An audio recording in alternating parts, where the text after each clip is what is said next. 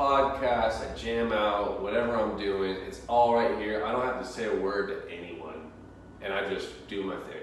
And I make my own hours.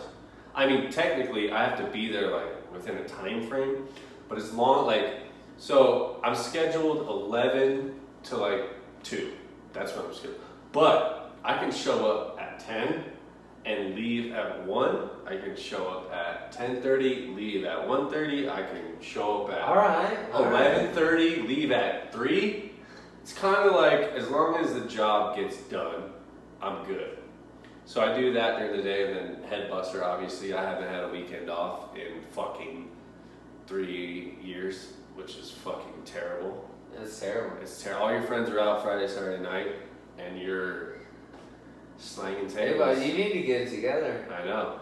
You need to go get your CDL. But it's good money, and I do like it. So I'm not living in the dumps. And you get to meet a lot of people. They do. Your favorite bus boy. Right there. Catch me. What's the name of the restaurant? I don't want, that's disclosed information. Oh, okay. Disclosed information. Alright. But if you want to find the best boy in town, go out looking at Italian restaurants. That's right. Yeah. No, but I will say this. The reason why a lot of people be like, a lot of people ask me, why don't you bartend? Why are you not a server? And the fact of the matter is, I hate people. Plain and simple. And I'm pretty savage when I say that, but the people that we deal with are wealthy and they feel entitled. If that makes sense. I deal with both sides of the spectrum. Like, you could tell someone something and they just, if it's something that they don't want, then it just doesn't register in their mind, and then they're like, no, that's not going to work. And then they try to tell you how to do your job, and you're like, yeah. All you had to say was no. Yeah. Like, I'm going to punch you in the fucking face at 64. Like, you can get spit. I'm sorry, old people. Spit in your Coke. Jeez. But I mean, it's just, the restaurant, any service industry, I'll say this before we move on. The service industry, respect again for anyone that works in it, because it is it's a hard industry. I'm going to go into that real quick before I tell you my 4 careers. Yeah. 3 careers, because you already know 2 of them. Yeah. Anyone who does service and serves people, no matter what you do. I deliver gas to people. I literally have to go to their house, drive in their driveway, fill up their tank. Sometimes no one's there, so I'm just doing all this with no consent. I just have this little piece of paper. These are big tanks, though. Yeah, and I just have this little piece of paper that says, fill that tank.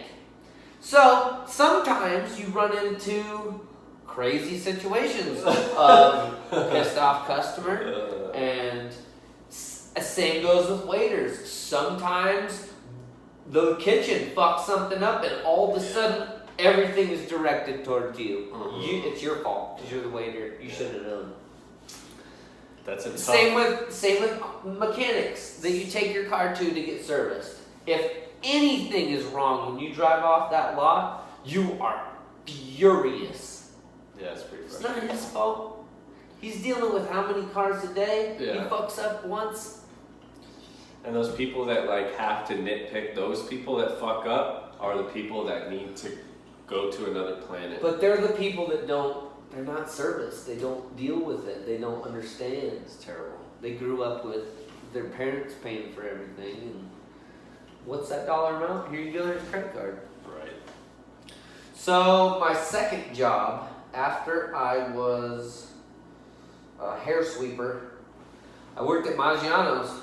Oh! Yeah, I worked in their kitchen. Italian. I worked in their kitchen as I think that's a good time to a cheers. dishwasher. You know what? Cheers, Jameson. We're gonna have a full conversation on this. You just stick around. I have to chase her because I have a vagina between my legs. So here's a Coke in my hand. See, look, Coke and then shot and then Coke. do you need some? The alcohol immediately dried out my throat. I couldn't even breathe. All right, we're back.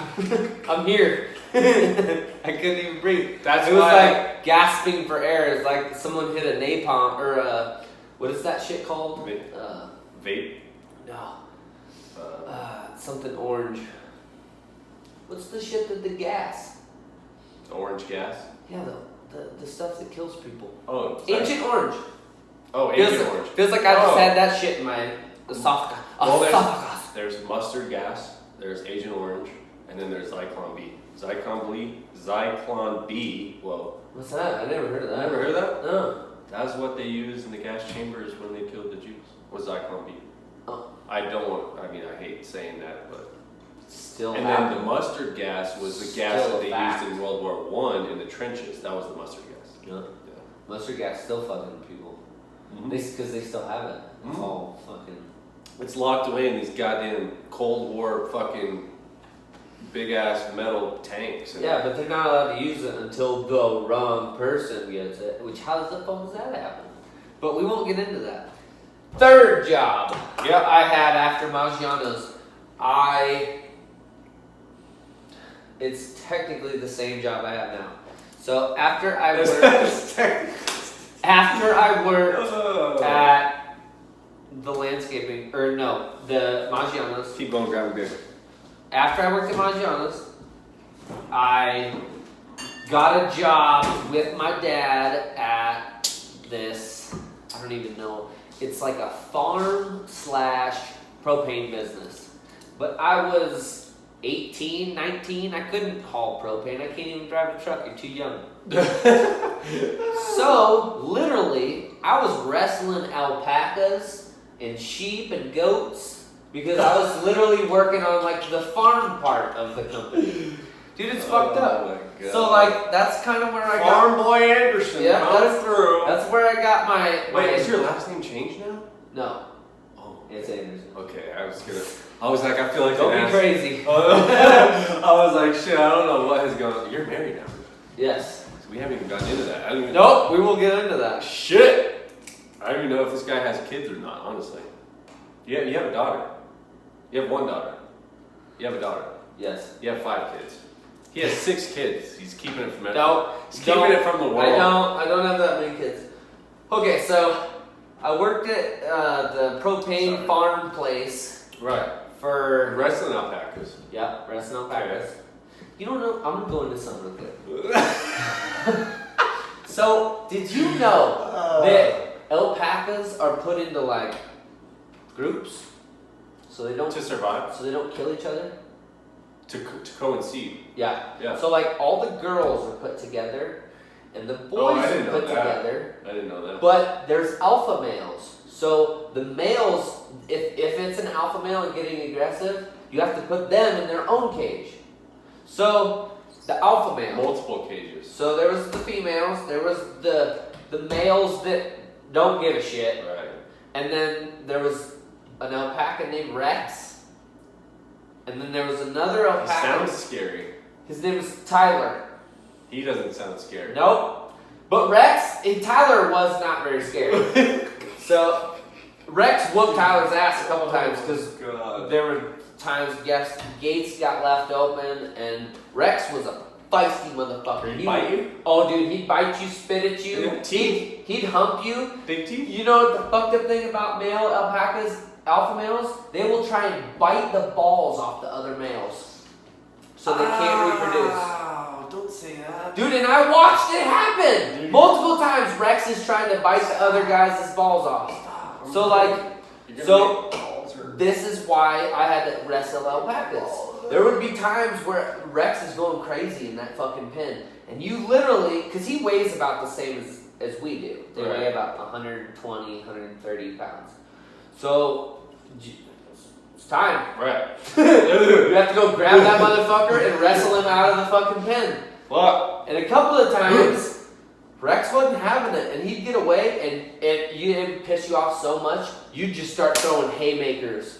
Whack! Whack! Whack! And then you'd get him kind of dazed. In the head? Oh yeah, you'd get him kind of dazed.